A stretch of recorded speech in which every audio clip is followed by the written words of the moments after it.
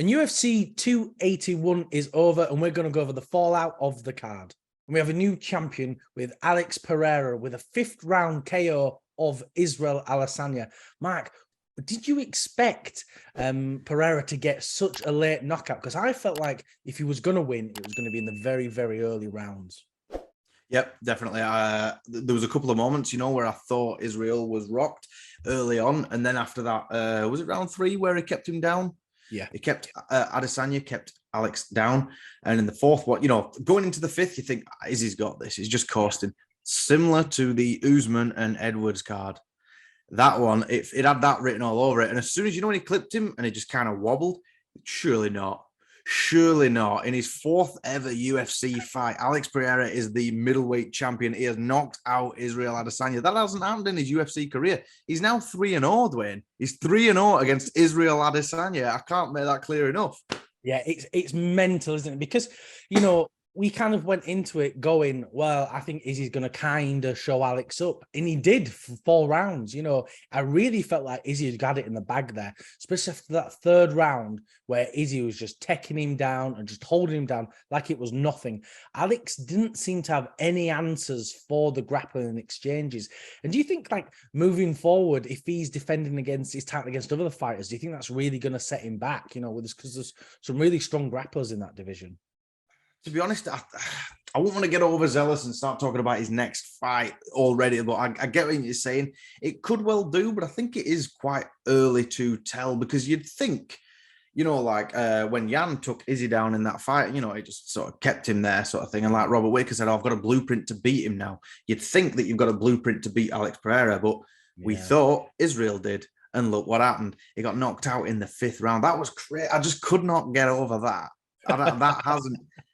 I can't match it. I'm still on a high. We've just come off the live stream from doing that, and my heart was racing throughout.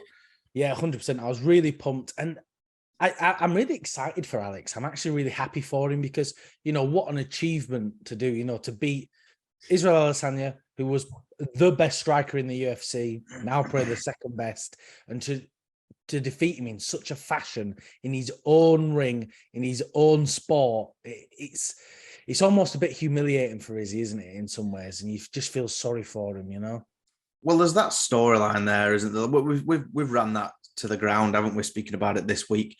But just in the sense of, like we said, in the betting video and then the predictions, imagine if Alex comes into his world in his 4th UFC fight and he beats him again to bring him to 3-0. I must admit, from my predictions to my bets to the start of the card to during the fight, my mind swapped over and over and over again. Before the fight, we said, I think Israel's going to make him look stupid. And we thought that's the way it was going with the striking and with the, the grappling exchange in the third. But you can't. I would have thought that Alex was a very early heavy striker. Like you said, I would have never imagined a 5th round knockout. The first couple, maybe. Yeah, 100%. And how did you sort of feel the striking exchanges went? Because I felt Izzy looked ridiculously good. He seemed to be getting the better of Pereira through the whole fight. And, even in the striking exchange, he was there waiting and get these perfect counters. And Pereira seemed to be biting on every single feint and it was just setting Izzy up for what seemed a victory. But unfortunately, that didn't happen. Well, yeah, there was a... Because, Alex was throwing, especially when you get close, you get in the clinch, and he kept walking him down. He was getting picked off. Israel scored more head strikes, but Alex scored more body and leg kicks as well. And there was a point in the 4th round where Israel went to kick his leg. Alex checked it, and that stumbled Izzy. He actually rolled backwards. I thought it was a slip, and then I heard Rogan or Anik talking about, that, it just caught him, like it just must have hurt him, and he rolled backwards. So Alex did have something. I definitely wouldn't say that was luck at all. He just stuck in there with one of the best strikers in the UFC, and he finished him. There's no other way to say it, is there? Yeah, 100%. Well, that's what we said, didn't we? We said Alex is down on the cards, and he's just going to be headhunting now. And he did exactly that, and he found it, and he hunted that head and got the win. And I'm really excited for him, and I'm excited to see what happens for them both next.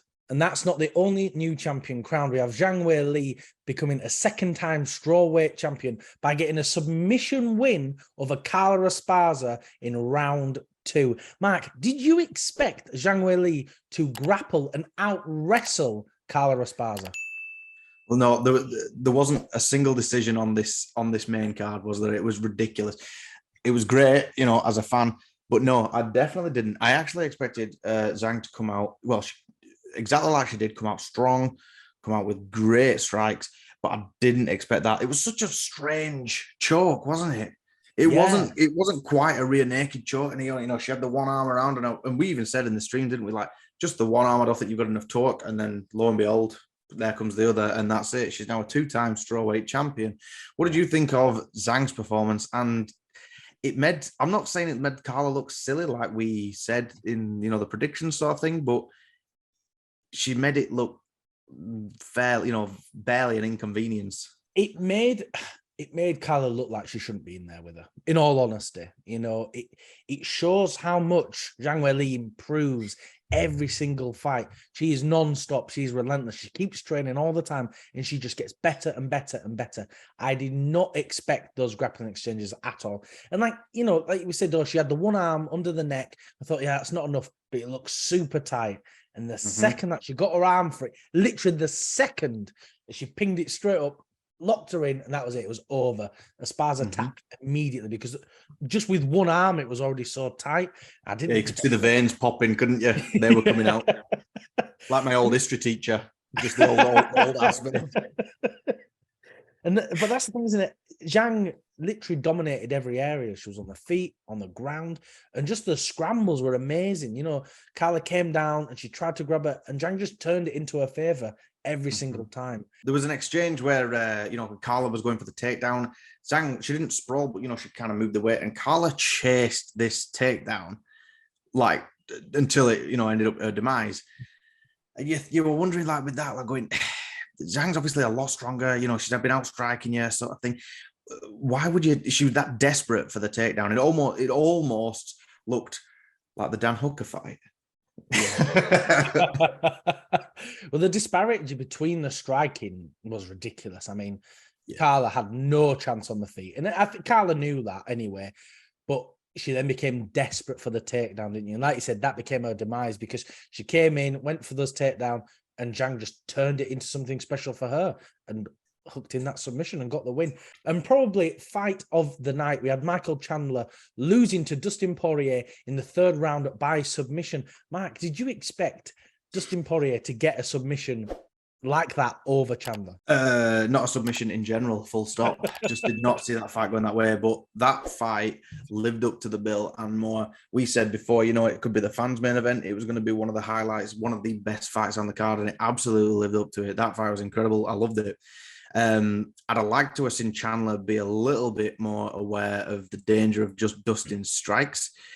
Especially early on, it looked good. It was a lot more technical. We even said, didn't we? This is already a lot more like the thought process, it seems, than any of his other fights, than just going in, walking through punches.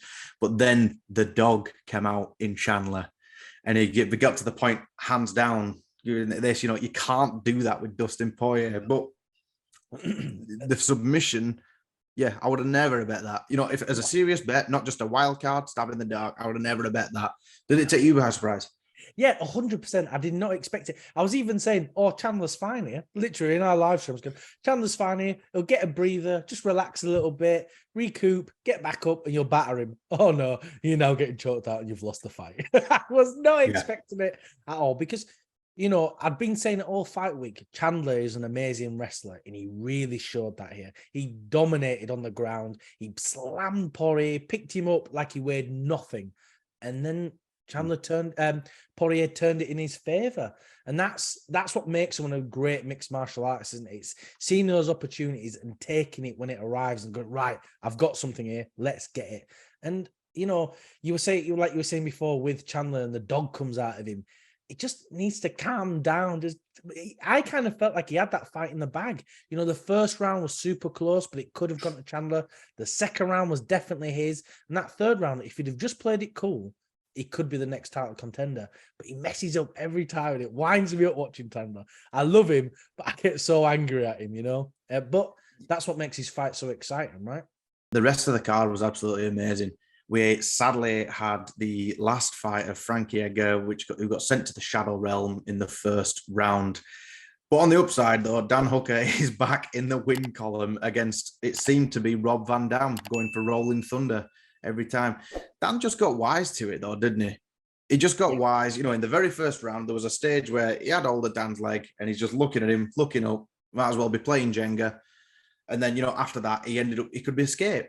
The rest of the card, Dwayne, was insane. The prelims, again, it's kind of bittersweet because, you know, Dominic Reyes got folded. Molly McCann got folded.